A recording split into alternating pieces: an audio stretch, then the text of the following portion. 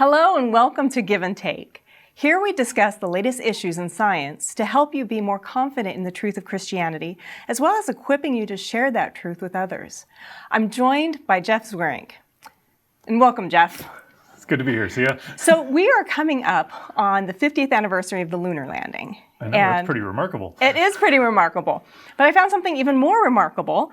On our website, I found a blog by you that's titled, "The Evidence Points to the Moon Being Made of Cheese." Yes. Please tell me you don't believe that. No, I don't. What is that about? So it was one of those articles that I was reading through. It was probably a historical article. And you do this interesting study of the rocks that we brought back from the moon. And you look at this particular feature of, how fast sound waves move through them.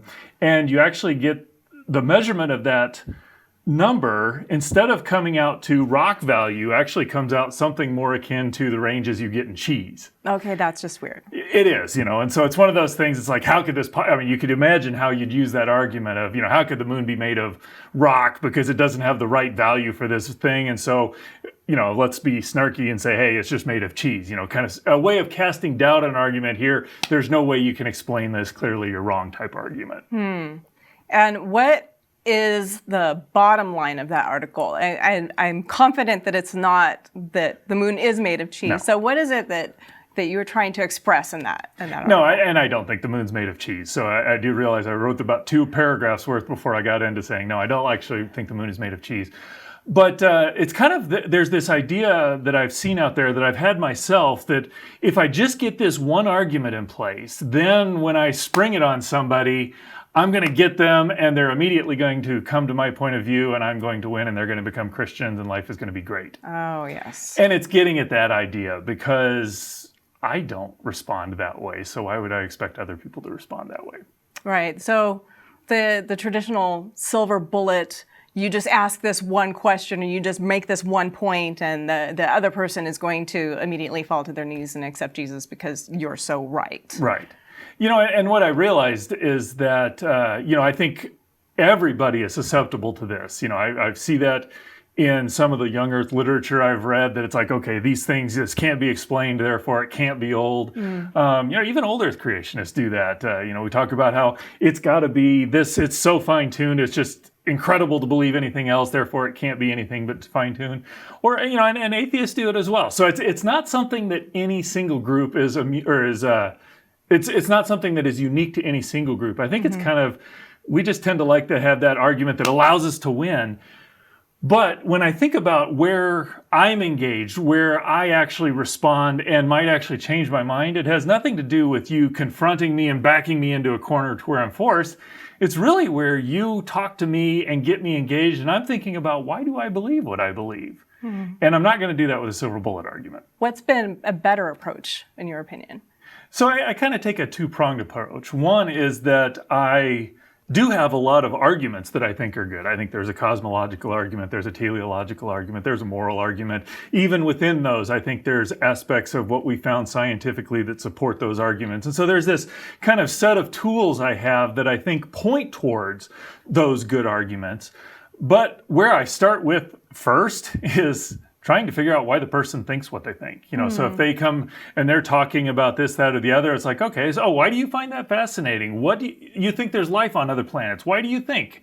And because I may have this great argument that doesn't have any relevance to what they're thinking about. And so until I know what they're thinking and what they find engaging and what they find compelling, my arguments just spouted off probably are not going to land very well. But if I now see where they're coming from, what they find engaging and what they find compelling, now I can come in and ask that question. I see what you're saying there, and there's all these different elements and there's so many planets, so clearly there's life out there. Then I come back at, but what do you do with the fact that it seems like the Earth is very finely tuned, and if it doesn't have all these conditions, you don't get life. And so now we're having a discussion where we're kind of wrestling through the same topic that I'm interested in and they're interested in. We're having a dialogue. Which, again, if you're going to convince me of something, that's where that's going to happen, because now you've got me thinking about, why do I think, is that really a good argument? Could I defend it well? Could I defend it to myself if I'm pushed on it? And so that's where it's trying to get into that deeper conversation of why does that person believe what they believe, and how do you get in there and engage with them in a way that cares about them? One way is me memorizing like 3 or 4 different things that are gotchas. But yours, it sounds like you really need to engage with the person. You need to care about the person and listen to them and be willing to investigate a little bit more. And would you say that it is more work, or no? I wouldn't say that it's more work. It's where are you going to invest your time in your work. You can choose to memorize all these different arguments, and then you're always having to think, okay, what's the best argument to refute what you're saying? Where I've chosen, for various reasons, is it's really relatively easy for me to decide to be interested in somebody. And so when they say this, instead of figuring out what my response is, it's like, well, why do you say that? Or why did you find that fascinating? Or, I find that fascinating. How do you deal with this over here? I like when people ask me questions, and so basically I just ask a lot of questions. And so it's more work in that I can't script how things are going to go. But it's less work in that I don't have to have all this stuff memorized. I just have to actually care about the person and be willing to learn where I don't know something. Because sometimes they're going to throw stuff at me that I don't know, or they're going to ask me a question or something's going to come up, and I'm like, I don't have, let me do some study and I'll get back to you on that. So I don't think it's more work. I think it's less predictable work. Once I can continue to build my toolbox of arguments, but all of that toolbox for me is not going to be very helpful if I don't know how to engage a person and figure out what they're interested in talking about. Because what I found myself particularly poor at is getting somebody to talk about what I'm interested in. Right. But they will always talk about what they're interested in. That is really, really good. Thank you so much, Jeff. Silver bullet or one-liner arguments are just not the way to go. They're often oversimplified, therefore inaccurate statements that really don't leave an opening for conversation. To truly reflect Christ, we need to care enough about the person to not just speak, but to make an effort to understand their view and to help them wrestle with new ideas.